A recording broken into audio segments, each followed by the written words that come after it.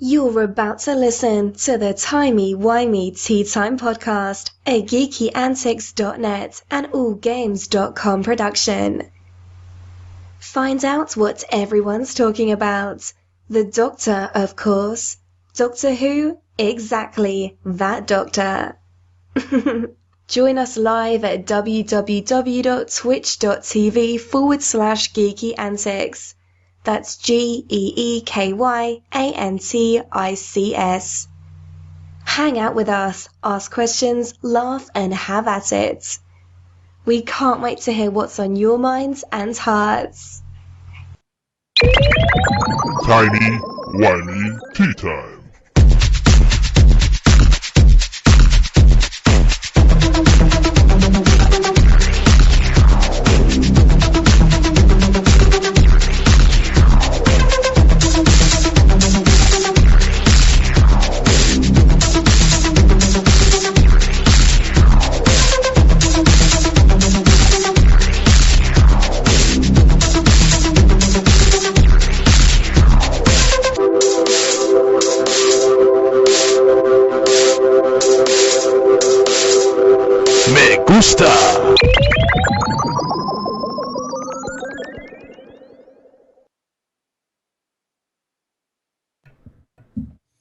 Greetings and welcome to Timey-Wimey Tea Time, hashtag TWTT, where friends gather to talk about all things Doctor Who, sci-fi, fantasy, zombies, creativity, and geekdom as a whole.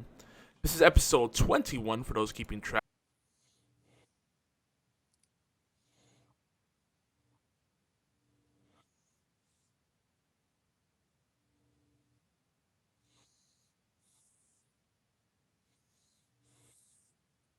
Interesting few weeks on the home front for me and for the Geeky Antics Network. There have been challenges.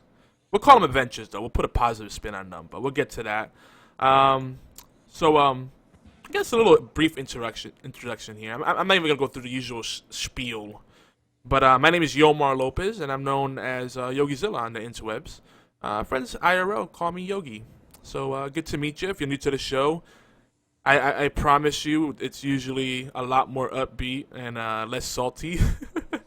I probably sound kind of grumpy right now. I'm a little frustrated, but I'm glad to be here, guys.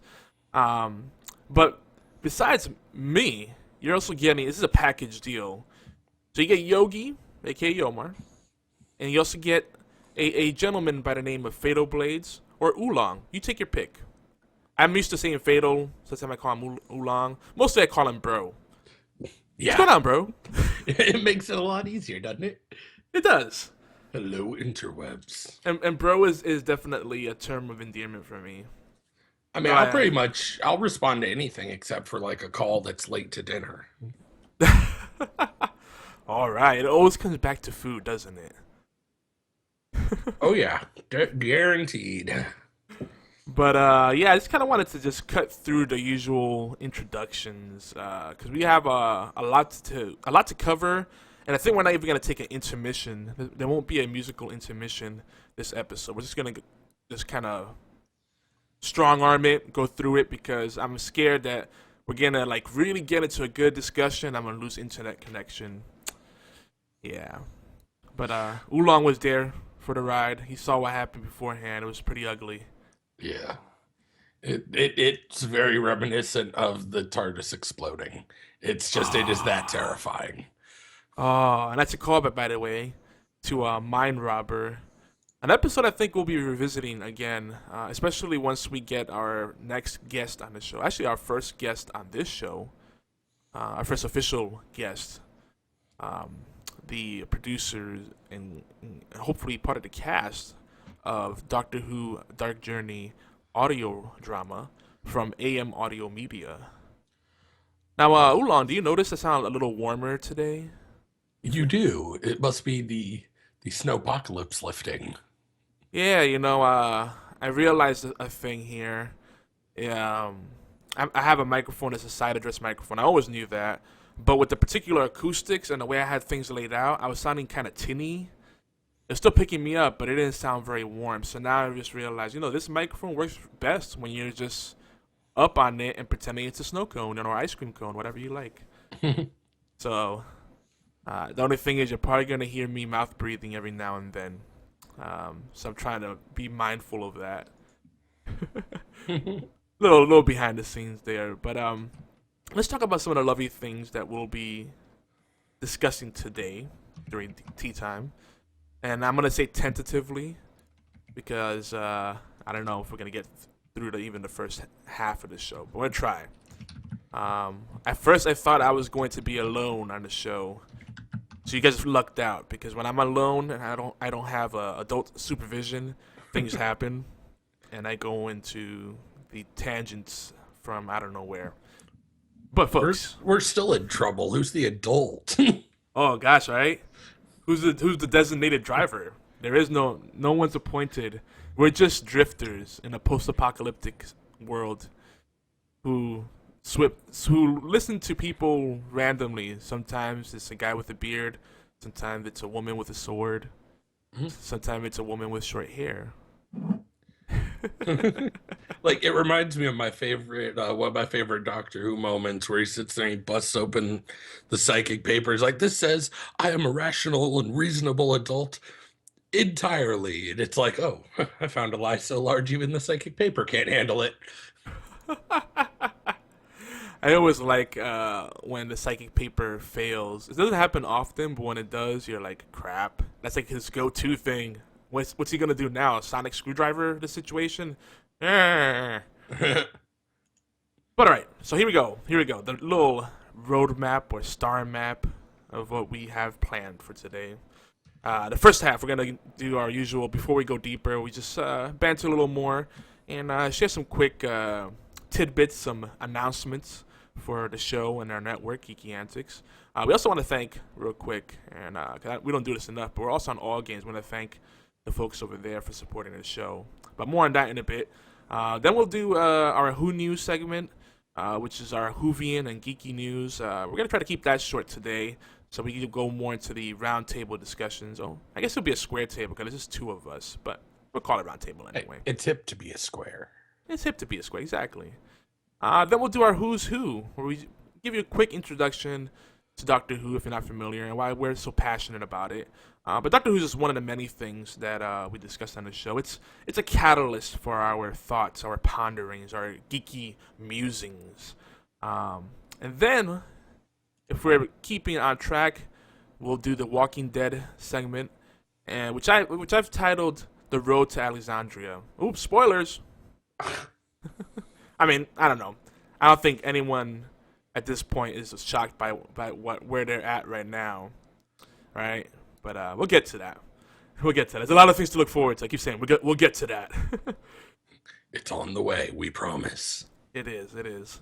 In the second half, we'll discuss sci-fi video games. I was gonna do zombie video games, but we'll do sci-fi. Maybe next week we'll do zombie video games. But we're gonna try to do more and more video game talk sprinkled along the way, because I might as well just say it now. I might as well just spill the beans. We had some unfortunate scenario where a person that was in our Twitch channel for all of like 2 minutes, if even that, deemed that our show was inappropriately categorized and wasn't a fit for Twitch, and they reported us, and we got our channel suspended for 24 hours, which to the average person doesn't seem like a big deal, but that meant that we all the stuff we had scheduled for that Sunday and the Monday after were postponed, and they threw our audience off, and that hurts when you're gaining momentum, and then all of a sudden someone knocks the wind out of your sails like that. So yeah, I know you were upset about it, and upset's putting it lightly, but we were all kind of like, wow. I mean, there's so much non-video game talk going on, and even the biggest of channels, partner channels no less, with 10 or hundreds of thousands of concurrent viewers, but we're the ones that get dinged for it. And not to mention that particular show that got us dinged, we've been doing it for 6 months, so all of a sudden, they're cracking down. So it's disappointing. And again, we try to keep the theme very upbeat. You know, we do this show live on Saturdays. It's an afternoon show. One of the few shows we don't do late night. And it's a different kind of feel. We like to just kind of relax, spend time with friends, and just think about the good things in life, the beauty in the world. But sometimes there's people that bring a lot of ugly and they ruin the good stuff. So, um, you know, it's not a bad thing because we have been thinking about retooling the format anyway, and we've been talking more and more about video games. So now we're just gonna find a way to weave it into all our content. So expect that. And for our long-time listeners, I know a lot of you can't watch the show live. But for those that listen on the podcast feeds on iTunes, Stitcher, TuneIn Radio, all that good stuff, Zune, just be ready for that. We're still gonna talk Doctor Who, but in the off season particularly, we're gonna talk about other stuff, and that's always been the plan anyway, to kind of just talk about all the things that I don't know, that we're passionate about, All right, the next thing up, if we get past the video game talk, we're gonna have a Doctor Who mini flashback. I say mini because I didn't get a chance to spend insanely busy, but I didn't get to watch a chance to rewatch this episode. But I at least want to kind of tease it, and then maybe next show we'll talk about it with hopefully our guest. And that's the Doctor Who mini flashback that will feature Carnival of Monsters. Did you get to watch it? Yeah. Okay, just making sure. I know we were supposed to do it last show, and then we just kind of switch things up. So I don't know how fresh it is in your mind, but we'll talk about it a little bit, and then we'll see if there's enough there to revisit it. I mean, there's a lot of like classic Who that we could go back to and explore from different angles. We could do like a roundup of our favorite Doctor Who episodes and whatnot, right? Mm-hmm. But before we go deeper, just a reminder here: we are usually live on allgames.com and twitch.tv/Geeky Antics every Saturday at noon Eastern, 5 p.m. in London, 4 p.m. in Madrid. And if you missed the live show, you can tune into YouTube on Saturday evenings. I'm usually pretty good about uploading the episodes pretty quickly. I would also say, in lieu of what's happened with Twitch and how they have a very loosely defined terms of service that they enforce. Basically, their terms of service boil down to we reserve the right to do whatever we want, and it's kind of sad because we really don't own our content on here, which is another thing I've been thinking about. I'm still gonna keep doing Twitch live shows, but I'm thinking I'm gonna start doing more pre-recorded shows and become less dependent on Twitch. Me personally, I can't do as much Twitch because my ISP decided that it's cool to charge overages for my connection, like it's as if it was a cell phone. Like, I get it with a cell phone because with a cell phone you could really congest the network very easily. Like try making a call on New Year's Eve or any big holiday, right? Yeah. Or during an emergency, like the network is busy. Try again later or whatever it says. But with with a regular broadband connection, that's not really a case. Not really that. The resources are not as finite, let's say. So I gotta be mindful of how much bandwidth I'm using, and of course, I tell my family try to cut down the Netflix and all this other stuff because that eats it up too. But I mean, the kids are like, one's on the cell phone while they're watching the movie on Netflix and then Skyping, and they're like, don't do video on Skype. That's like a gig to 2 gigs per hour, and I'm like losing my head over here. Oh, man. But anyway, the main place to keep up with us would be geekyantics.net. And we have a podcast page there, geekyantics.net/podcasts. So in the event that we start changing the direction of shows and we start doing pre-recorded shows, or we go live somewhere other than Twitch, you'll be able to catch them that way. And we also have an aggregate feed on iTunes and Stitcher. All that is we took all the shows and put them to one big feed.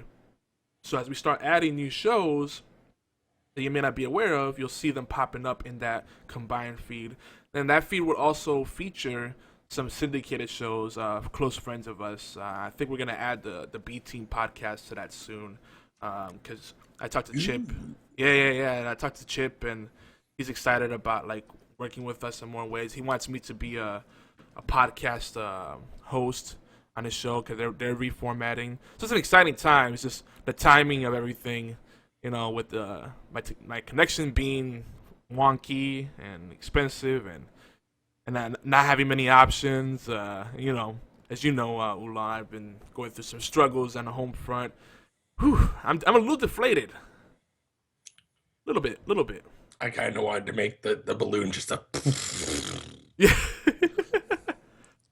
Yeah, it's funny. I mean, Most people have been very awesome. They're like, Yogi, how do you always keep smiling and laughing and stay driven? It's like, well, some days are definitely harder than others.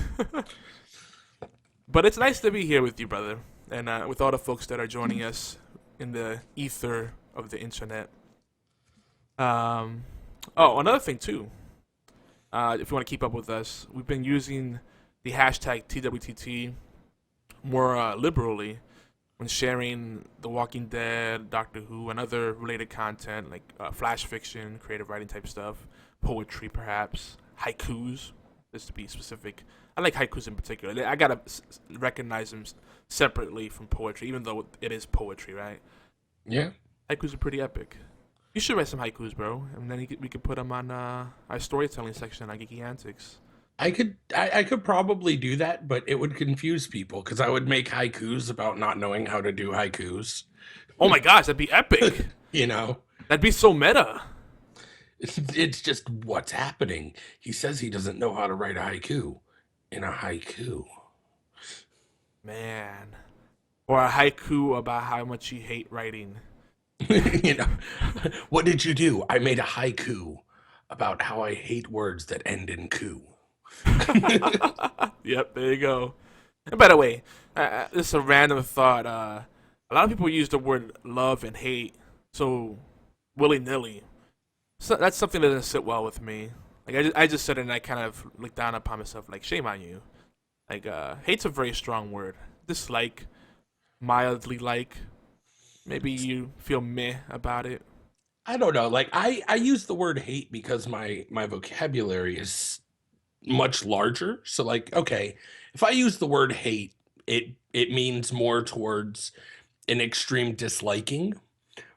But if I just absolutely despise or detest, that's when you're really getting into that hard hitting, visceral, just, oh, I can't stand it. It just wrenches me up inside. Why I oughta challenge you to fisticuffs.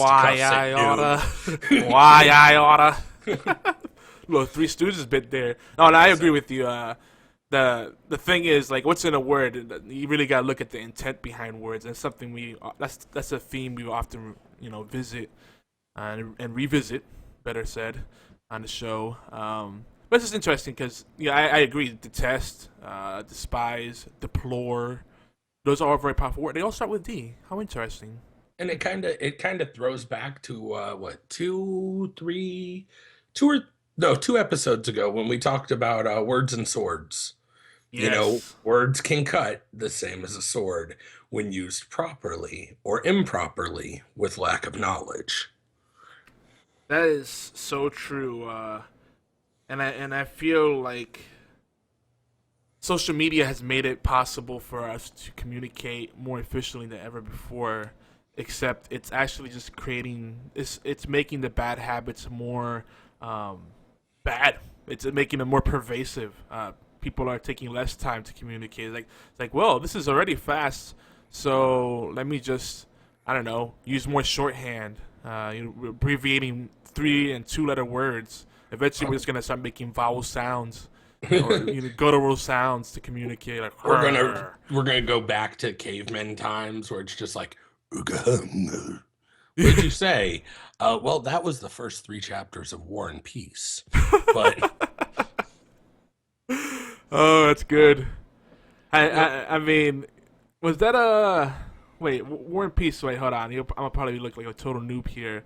Was that Scott Fitzgerald or was that oh gosh, what's the other author that was always really like, I thought I was wordy, but this particular author. Luckily, that didn't make you a noob. Like you're not a noob unless it's like, wait a minute, War and Peace. Was that Tolkien or Rowling? No, not that bad. I know I'm in the ballpark. Gosh, who's the other guy? Gosh, it'll come to me later. This is gonna be great. I just kind of want to have him go absolutely bonkers over it. I want to say something Kennedy. Kennedy or Williams. Like Jamie Kennedy? No, gosh, no. Yes, politicians make the best freaking writers ever. War and Peace was Tolstoy. Was it Tolstoy? Yes. Is it that old? Yeah. Good lord! But I thought someone rewrote it like a modernized version of War and Peace. Well, probably, but I mean, I am talking about like original. Like I'm that's like Mm. going, well, there was the what was it? Total Recall, and then there's the remake. No one cares about the remake. Yeah, it's Let's go true. to the classic. Though I could have sworn there was a more contemporary one that's been referenced more lately. Um, I but think yeah, the Tolstoy big is like, gosh, one of like the forefathers of philosophy, really, and like sociology, if you think about it. Yeah, most pop culture kind of things, and I think they just do it for pop culture. Is a lot of people reference Sun Tzu, The Art of War. Yeah, that You one I see that know. everything. Yeah, yeah. Sun Tzu I know well. I have one of his texts that's like in a mini book, and it's called Flesh and Bones. It's like all excerpts from different works that he's done. Hmm. It's interesting. Is that and it's combined with like some other like Asian texts and whatnot. I got where did I put that thing? I used to keep it handy. This is what happened when you move. You know, things get misplaced. But it's a little like handy dandy mini book you put in your pocket, and it has like a whole bunch of like pithy quotes and really things that make you think further. Make you contemplate. That's pretty cool. Yeah, I like it. Oh, Uh, wait. I think it's been about 7 minutes. Video games, video games, video games, video games. All right, we can continue now. Now we continue with the non-gaming content, right? Right. We have to get that in there. Gotta well, get in where it fits in. well, speaking of video games, we are working with a few folks that do Doctor Who and Star Wars related stuff. And I wonder if we could work some kind of deal out with the Walking Dead type stuff. But we have this big campaign we're doing for. When it's done, it's gonna be over 2 months long of a campaign. It's called the Mega Awesome Giveaway. If you go to bit.ly/Mega Awesome Giveaway, make sure you enter daily, share with your friends. There's a benefit. You get earn entries in the sweepstakes for sharing with your friends. So don't be greedy, don't be selfish. That actually helps everybody out. It helps us out because we get more eyes on our content. Helps you out because you get more entries, and let your friends have a chance too. And we also have mini giveaways that are being spawned as part of that. And what that means is there's more opportunities to win. So the more engagement we get, the more participation we get, the more we can attract sponsors to sweeten the pot and create other winning opportunities. Everyone wins. But amongst the prizes, we have video games, mostly Steam stuff. So if you're a PC gamer, you'll get some Steam codes, some digital content, and we're also trying to throw in some stuff for the console gamers as well. So if you're strictly console and you win, you can always gift the stuff to your PC gaming friends. Everybody has those. Yeah, Vice versa. there's always a few. Yeah, always. It may be more than a few. I think more and more people are gravitating towards PC because I don't know, console game is not a very good, not very much bang for your buck. But Oolong, take it away. What else do we have to share today? Oh boy, we got off on such a tangent. Yeah. I was gonna keep going on it, and I said, "Oh, we're already approaching half hour, so I'm gonna be quiet now." We heart the rants though. Well, let's see. As usual, we do miss everybody's YouTube comments. We love for you guys to just drop in, say hello, give your opinion. If we rant too much, let us know. If I get the wrong century of important text, you know. If you can't remember Tolstoy or he sounds a little salty, Yeah. all the good stuff, you know. Tolstoy and Fitzgerald, they're so similar. Dostoevsky. I mean, I could keep going. I read a lot of weird stuff. Nietzsche, Anyways. yeah. Why not? Why not? They're all the same. Socrates, Lady Gaga. Plato. Oh God, no. Oh, though, good book to read into. Speaking of books, for just one more moment, Felicia Day's got a new one I want to get.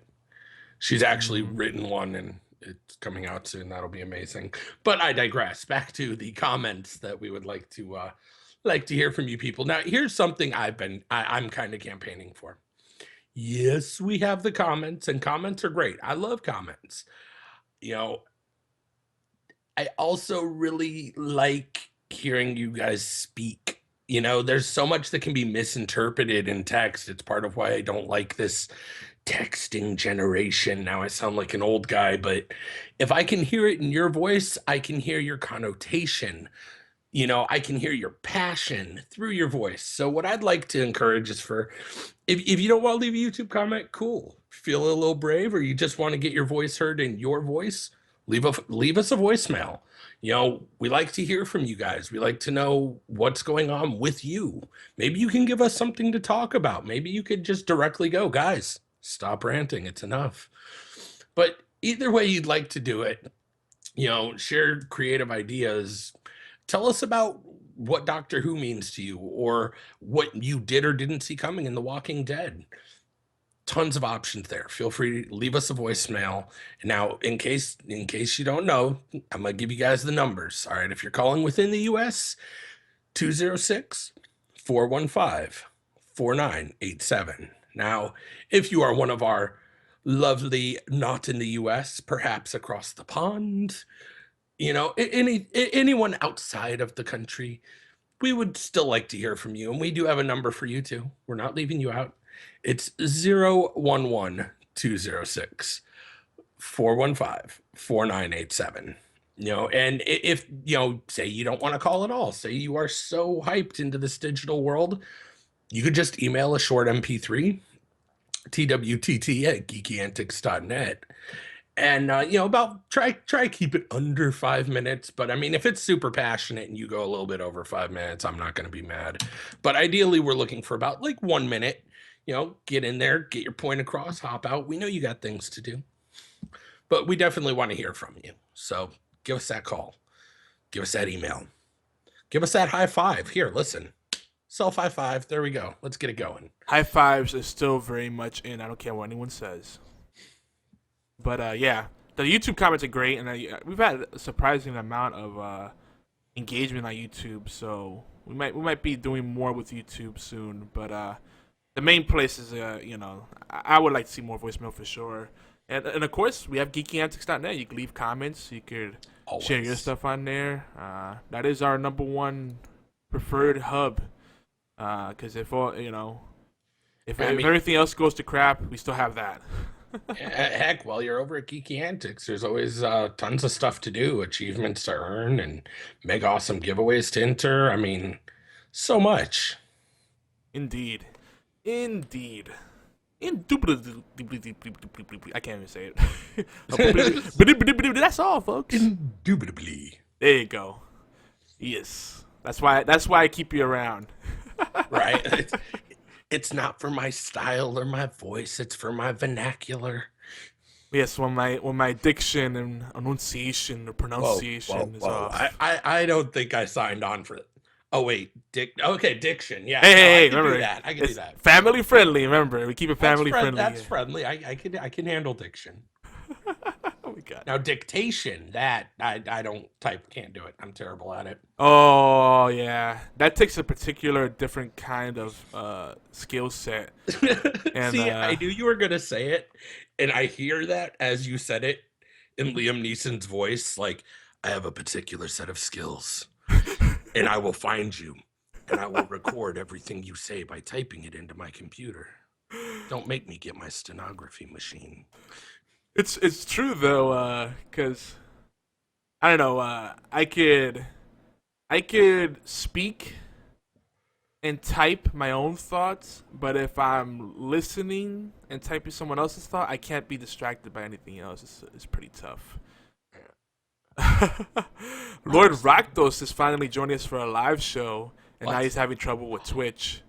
That's probably because, we might as well jump into it. The Whovian news. Who knew? Who knew? Who knew? Who knew that this week is a big week for gaming, with the GDC and PAX East headlining on the same weekend on opposite sides of the country. So that might be why Twitch is blowing up. Cause Twitch they make no pretense, and they don't make no apologies for favoring the bigger channels and giving them more resources. I'm sure they got the rest of us peasants on 486 SX computers, rocking at 25 megahertz, you know, and then they got the pimps running on the HAL, Yeah. They're getting ready to do the new Odyssey and everything. I believe I can stream that for you. Exactly. Oh man, hey, it's all good. We're just glad you're here now. Hey, and BFT even made it in, and he's at PAX. He is at PAX. He is getting it in at PAX, man. I've got a few buddies who wound up going to PAX East, and they say they've been telling me it's crazy. There's all sorts of stuff going on, and oh my gosh, the Blizzard announcements yesterday. Yeah. They were so massive. I saw a lot of buzz from folks waiting on the line, and they were getting desperate. Like, is this ever gonna end? Right. I don't even see where the end of the line is. It's crazy. I don't know. I at this point in my life, I like the smaller conventions, so I'd rather do a PAX South. I like the smaller, more intimate affairs. Large crowds tend to cultivate stupid and jerk faces. We'll just say that. And I don't know. I think I might just go crazy. Even Walkie Stalker Con is getting too big, I think, right now, and that scares me. If I were younger, I'm a family man. You know what's going on, man. You know what's up, bro. Yeah. Your patience can only go so far, and I'm a very patient guy. But I don't know. I might go crazy if I went there. But yeah, all the Twitch resources are probably going there. I wouldn't doubt it. Oh yeah. No, we don't blame you, man. No, yeah. You're at a BFT saying he can't watch the video because it's too loud at a convention. Yeah, I know. The noise pollution is crazy. But anyway, in lieu of the fact that it's a big week for gaming, we're gonna talk more games. This is gonna be the perfect time to just start introducing that more into the ecosystem that we've created here, so to speak. It is, and it's right along with our perfectly geeky demeanors that we do have. Now, speaking of video games, Valve has added a software section to Steam. And now we get to see various options for software Steam or shops. hardware. Or no, hardware, sorry. I'm like, software. wait, I think they always had software. Well, no, I think they've added, well, okay, fine. You know what? I'm going to get into the software talk. Do we know what just went free? It's amazing. Unreal Engine. That's right. And they also have the Steam SDK / development suite, their RDI. Like, it used to be a premium thing, the actual software application environment that they have. Now you can use it for free. The Unity 4, I think, Unity 4 or 5 just went free. I think they're up to 5.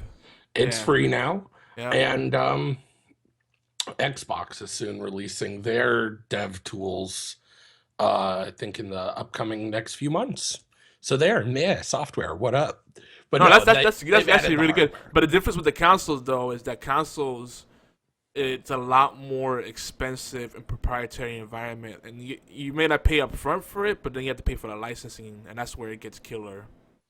Yeah. So it's a great time to be an aspiring developer or indie developer, because on the PC front and even mobile, there's so many tools now to choose from that and you have no overhead really, because the Unreal Engine has the best model.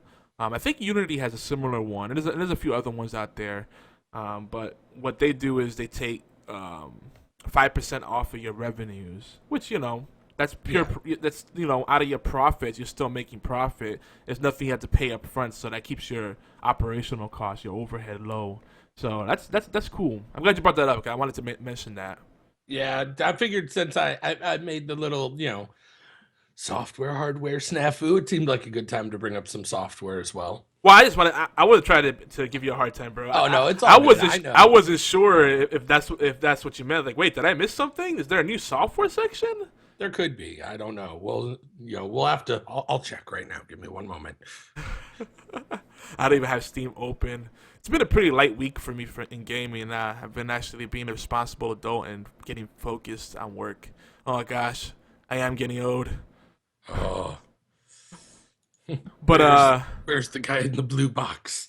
I know I need him to visit me, keep me young. Uh, there's a lot of stuff going on in the chat here. Oh, the Mythic card game. Oh, yeah. So many. Oh my gosh, I saw a game and it blew my mind. It absolutely, like, just boom, mind blown. Gigantic. Yeah, yeah, yeah.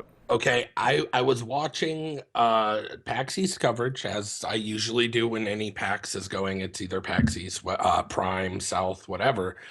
They showed full gameplays with people from the audience doing gigantic. It was huge. Looked so phenomenal. I think if it could get out, it could possibly be better than uh, Overwatch that Blizzard's trying to do. Yeah, yeah. That's what a It's lot of people are comparing it to. oh, so amazing. I want to. There's the gigantic game that's being made by Tiny Build, or is it? I think it's being done by the same people who did War Thunder and Warframe and stuff. No. Yeah, it's actually Mo something Moagi. They have like a weird name. I want to say it's with the M. Hold on. Cause I know a few people that are partnered up with them and sponsored by them, and they have Instagram, but they can't talk much about it. Yeah, I think if they're in the alpha, there's a huge non-disclosure agreement. Yeah. That you can't talk. You can't even tell people you're in the alpha. Like, it's a big deal.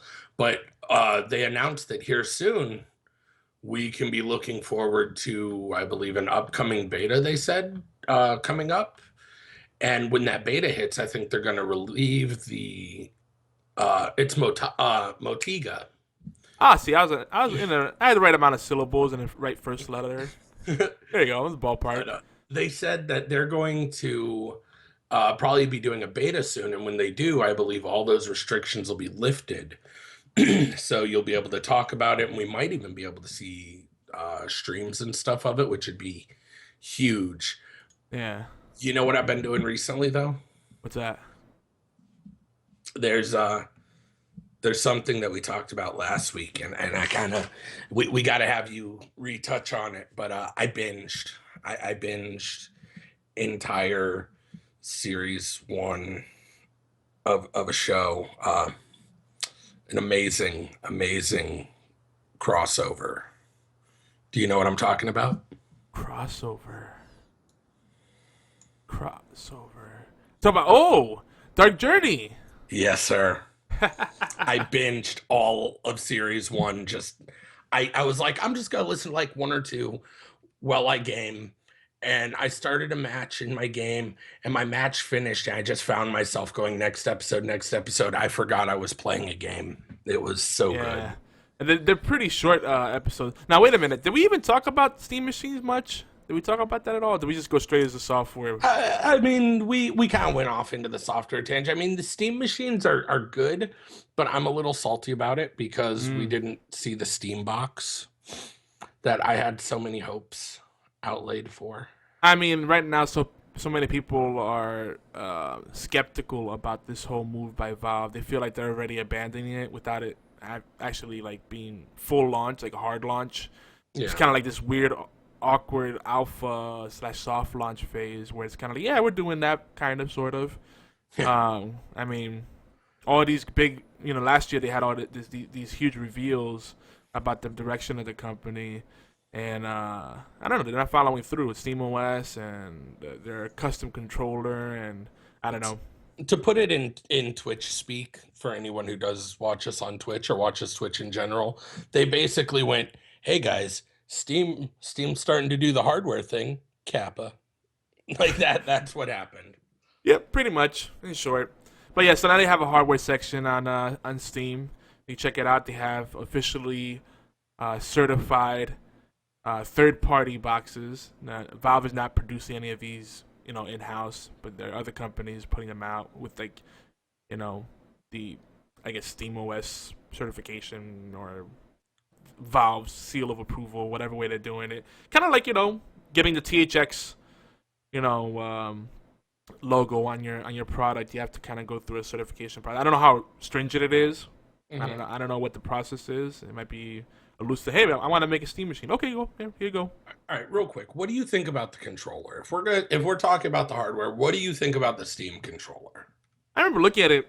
I looked at it when it first talked about it, and then I looked at it again. It's the one that's got the weird, deep, like huge discs on either side for the analog, like or the Yeah. D-pad. It's like touch sensitive or something.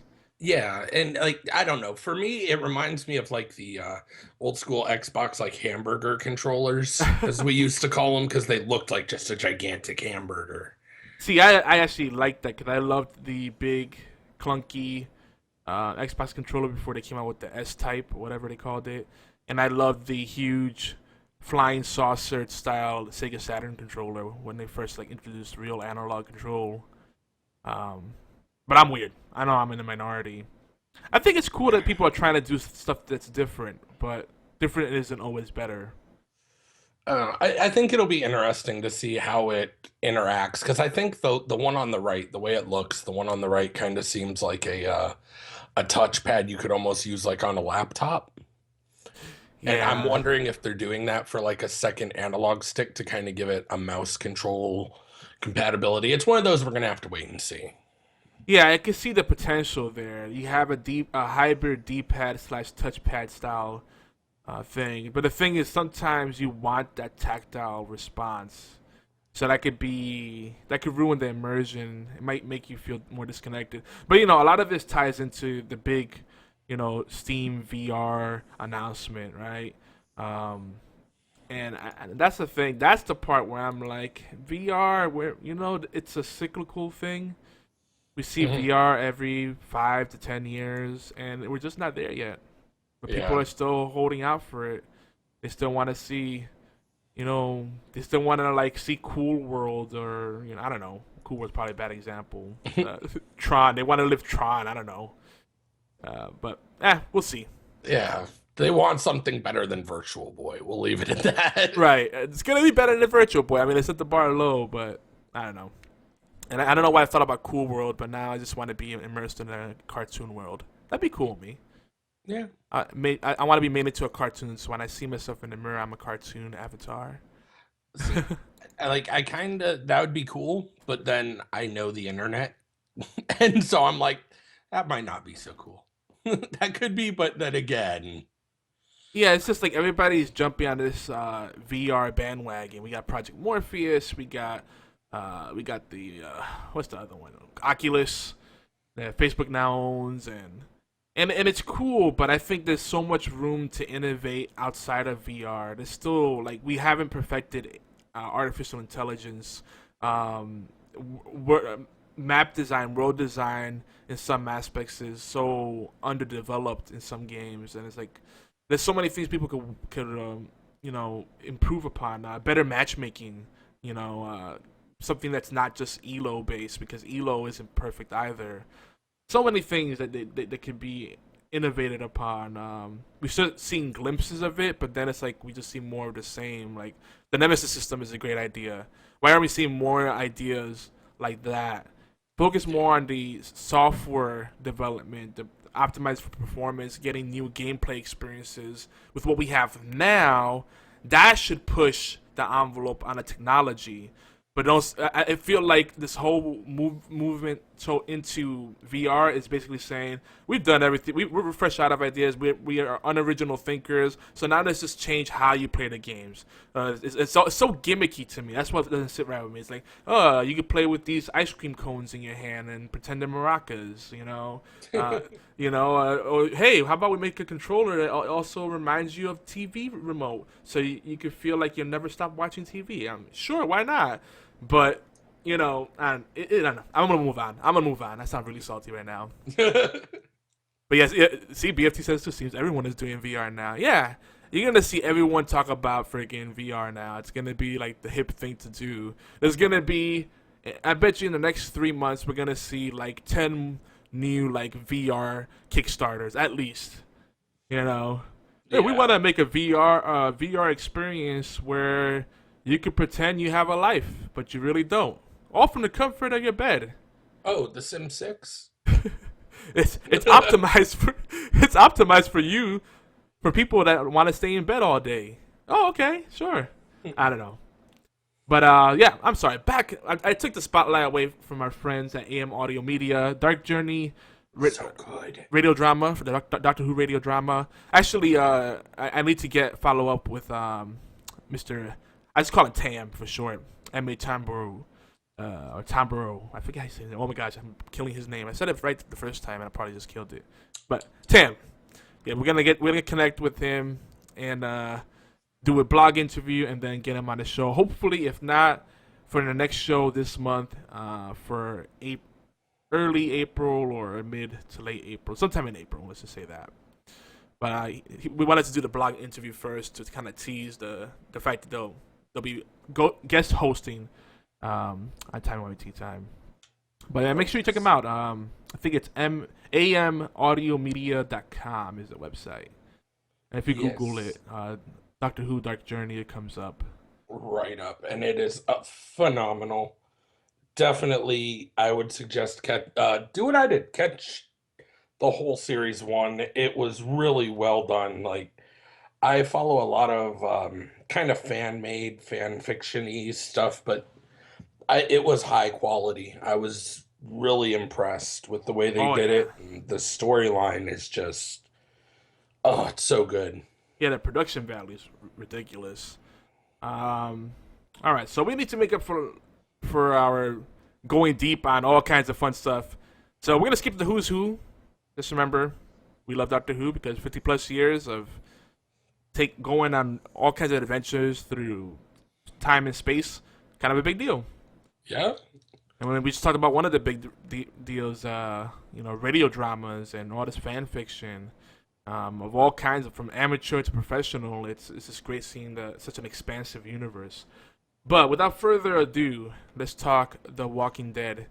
Oh yes, this is the road to Alexandria. Like I said, we're not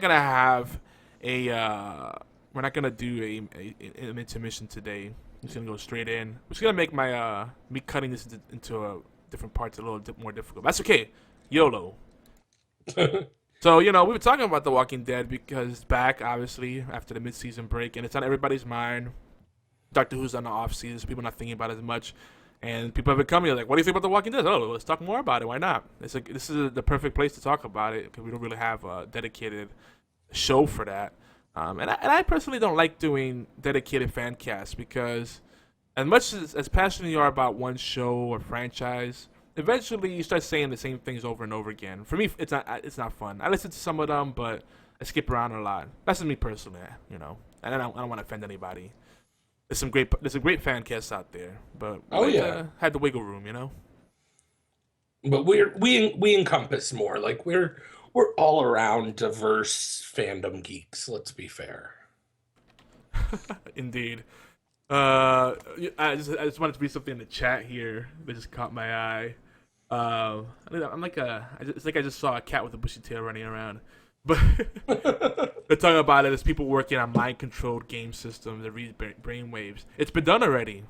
As I said, all these gimmicks are cyclical. The VR stuff has been done over and over again with helmets and panoramic monitor systems and all kinds of stuff. And mind control has been done already. It was been pretty crappy, but they've done it. There used to be a thing called U-Force, I think on the NES. And then there was another one on Sega Genesis and Super Nintendo. You put a band around your head and it measured your brain waves and controlled the game.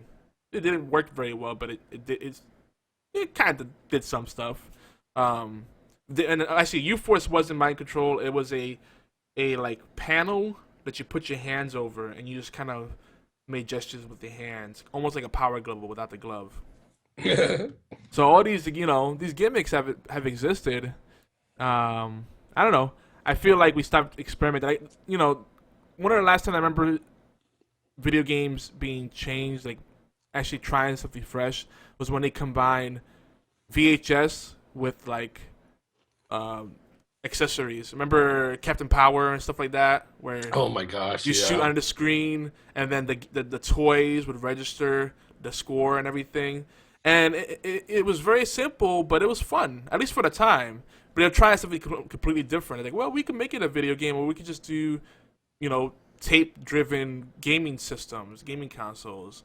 Now wait, what about Wii? Wii was kind of the first to do the whole motion capture thing. That was pretty cool.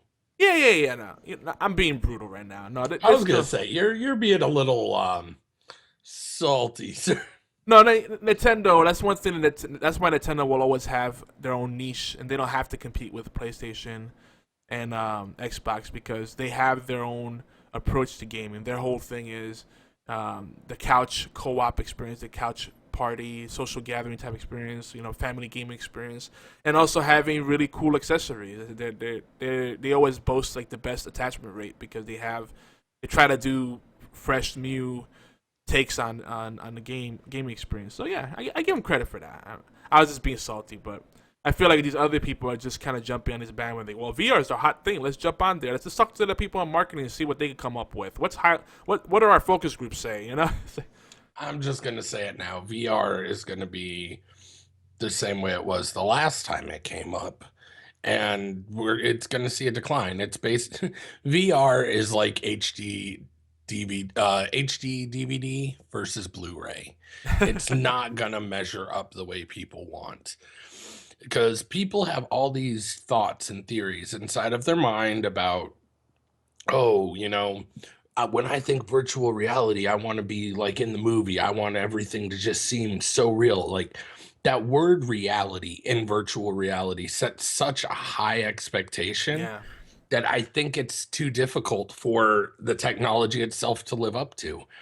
And by the time we get to it, it's going to be kind of like, meh. Well, okay, it's cool now, but it's going to be more of a novelty by the time it hits the technology curve. Exactly, and the HD DVD to Blu-ray comparison is good because I liked HD DVD and I saw the potential there. I knew Blu-ray was the better format, but I just liked the idea that it was going to be a smooth transition. It's like, I could just buy a new DVD player and it'll play HD DVD, and the DVDs I already have.